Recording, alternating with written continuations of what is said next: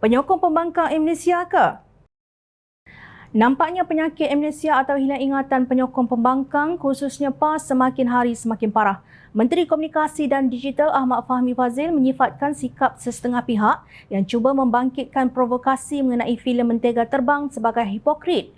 Menurut Fahmi, filem tersebut mula dikongsi di media sosial sejak April 2021 ketika negara berada di bawah pentadbiran Kerajaan Perikatan Nasional yang dikuasai Bersatu dan PAS. Menariknya, kalau kita teliti di media sosial, filem ini mula berlegar pada tahun 2021.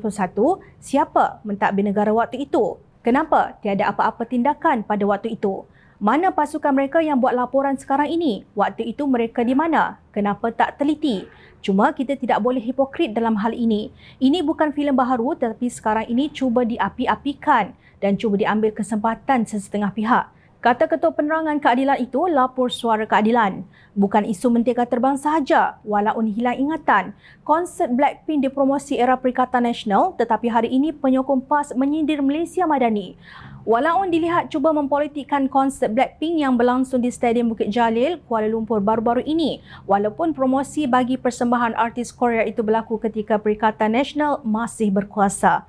Timbalan Pengarah Jabatan Komunikasi Komuniti JCOM Hishamuddin Ghazali atau Syamgas berkata, kerajaan dengan gagasan Malaysia Madani tidak patut dipersalahkan atas kelulusan konsert itu. Konsert Blackpink International ini diiklankan di media sosial sejak 8 Ogos 2022 lagi, waktu PN berkuasa. Kenapa nak salahkan Malaysia Madani? Iaitu waktu Presiden PAS jadi Duta Timur Tengah, Timbalan Presiden PAS, Naib Presiden PAS dan Setiausaha Agung PAS jadi Menteri.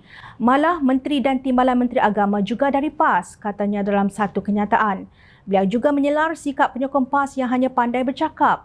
Bekas Menteri Komunikasi pula rakan baik PAS dalam Perikatan Nasional sekarang. Waktu kamu ada kuasa, kamu tak laksana dan jaga kesucian Islam. Kamu hanya reti bercakap, gunakan sentimen agama untuk menang pilihan raya umum ke-15 tapi bila ada kuasa tak buat pun bidasnya.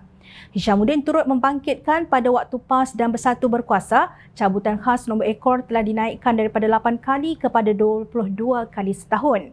Katanya Undang-Undang Mahkamah Syariah, Kurungan Bidang Kuasa Jenayah 1965, Kurungan RUU 355 juga tidak diluluskan. Cap ayam, sindirnya, sambil menyertakan senarai konsert yang diluluskan pada zaman Perikatan Nasional berkuasa, termasuk konsert Billie Eilish yang menyokong lesbian, gay, biseksual dan transgender LGBT.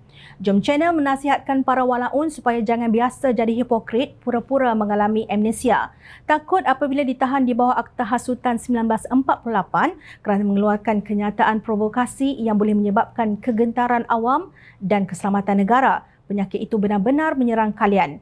Lebih dahsyat jika ditahan di bawah Subsection 4-5 Akta Kesalahan Keselamatan Kurungan Langkah-Langkah Khas 2012 SOSMA yang membolehkan polis melanjutkan tempoh penahanan individu yang ditangkap dan ditahan sehingga 28 hari. Jangan lupa Menteri Dalam Negeri ketika usul tersebut dibentang di Dewan Rakyat ialah Datuk Seri Hamzah Zainuddin, Setiausaha Agung Perikatan Nasional.